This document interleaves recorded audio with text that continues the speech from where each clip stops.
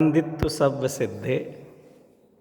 कल हमने 87-88वीं गाथा के आधार से यह समझा था कि जो मिथ्यात्व, अविरति, योग, अज्ञान आदि हैं वे जीव रूप में भी हैं और अजीव रूप में भी हैं। जो पुद्गल कर्म में उदय आता है, पुद्गल कर्म है, कार्मण वर्गणाएँ कर्म रूप हुई और कर्म जब उदय रूप में आता है तो वो तो अजीव मिथ्यात्व, अजीव अज्ञान, अजीव अविरति है।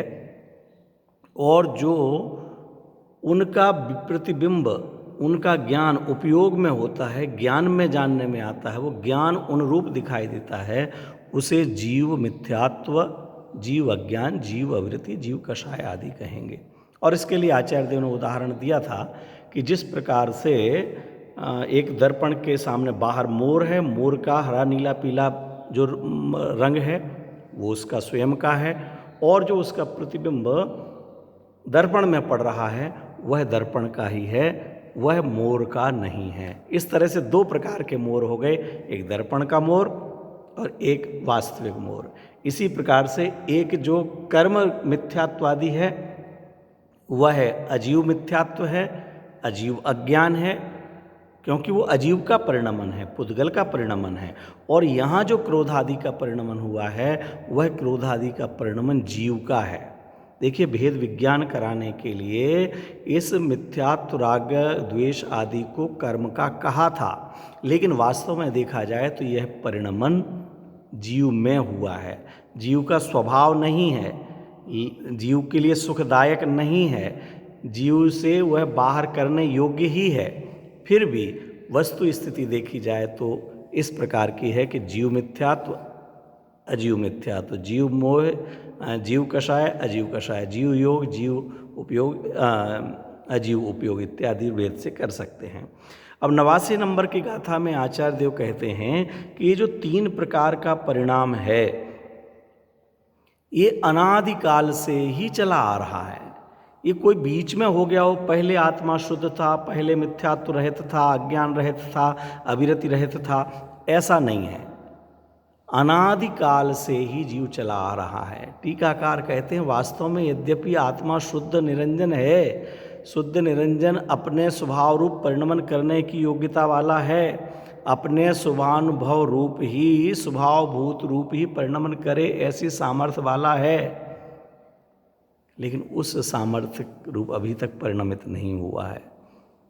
उपादान की दृष्टि से कहें तो स्वयं ही उसकी योग्यता जागृत नहीं हुई है, और निमित्त की अपेक्षा से कहें तो अनादिकाल से ही मिथ्यात्व कर्म का, क्रोध कर्म का, अज्ञान कर्म का उदय चल रहा है, जिसके निमित्त से ये 3 प्रकार के चैतन्य विकार परिणमन, रूप परिणमन हो रहा है।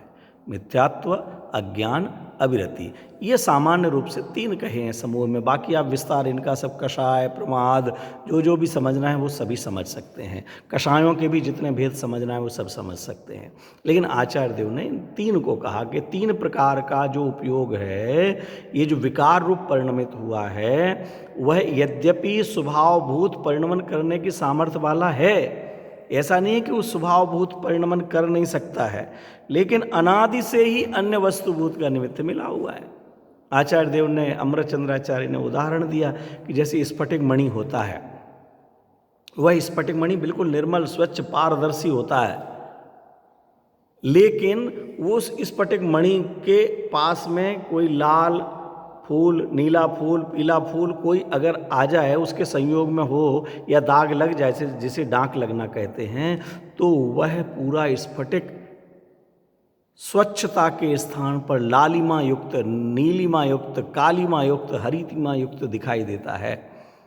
और यह जब से स्फटिक निकला हो और वो लाल कपड़े पर रखा है तो लाल लाल दिखाई दे रहा है, पीले पर रखा है तो पीला पीला दिखाई दे रहा है, हरा रूप हो तो हरे रूप दिखाई दे रहा है, पूरी झाई पड़ती उसमें। कांच में ऐसा नहीं होता है। उस रूप लालिमा, नीलिमा, कालीमा रूप होना भी उस स्फटिक की ही विशिष्ट स्वभाव शक्ति है। ऐसा कांच को किया जाए तो कांच में जहाँ लाल दाग लगेगा वहाँ उतना ही लाल दिखेगा, बाकी में कुछ नहीं होगा। जितने में वो हरे कपड़े पर रखा होगा, आधा रखा होगा तो आधा हरा हरा दिखाई देगा, बाकी का दिखाई नहीं देगा। लेकिन स्फटिक की ऐसी स्वच्छता है, ऐसी सामर्थ्य है कि वह लाल दाग लगे तो लालिमा युक्त दिखाई देने लग जाए, काला लग जाए तो कालिमा युक्त दिखाई देने लग जाए, ऐसी उसकी सामर्थ्य है। तो देखा जाए तो स्फटिक तो वास्तव में तो स्वच्छ है, निर्मल है, वो स्वच्छ रूप ही परिणमित हो ऐसा है। लेकिन वर्तमान परिस्थिति को देखा जाए, वर्तमान अवस्था को देखा जाए तो वर्तमान की अवस्था का तो वह लालिमा नीलिमा पीलिमा युक्त ही है, क्योंकि उसमें यह लाल पीले नीले रंग का संयोग है। इसी प्रकार से जीव के भी वर्तमान में कर्म का उदय चल रहा है, इसलिए वह परिणाम विकार रूप हो गया है। कर्म का उदय उसमें निमित्त है और जीव स्वयं उन विकार रूप अज्ञान मिथ्यात्व आदि रूप हुआ है। इस प्रकार की परिस्थिति है। इसका एक छोटा सा भावार्थ आपको पढ़ के सुना रहा हूँ। आत्मा के उपयोग में यह 3 प्रकार का परिणाम विकार अनादि कर्म के निमित्त से है। ऐसा नहीं है कि पहले शुद्ध था, अब इसमें नया विकार हो गया है। अगर ऐसा माना जाए तो सिद्धों में भी नया परिणाम विकार होना चाहिए। क्या मतलब? कहते हैं कि अगर ऐसा हो कि पहले से नहीं था अभी हो गया, तो इसका मतलब सिद्ध अभी निर्विकारी हो चुके हैं, तो उनमें दोबारा विकार पैदा हो सकता होगा। लेकिन ऐसा नहीं है। यह अनादिकाल से ही निमित्त नैमित्तिक भाव चला आ रहा है। उपादान की तरफ से देखा जाए तो ये जीव स्वयं अपनी योग्यता से उस रूप परिणमित हो रहा है, और निमित्त कहें तो कर्म का उदय उसमें निमित्त होता है। 90 नंबर की गाथा में आचार्य देव संदेश देते हैं कि अनादिकाल से 3 प्रकार का परिणाम विकार होने से आत्मा यद्यपि देखा जाए तो स्वभावतः शुद्ध है, निरंजन है।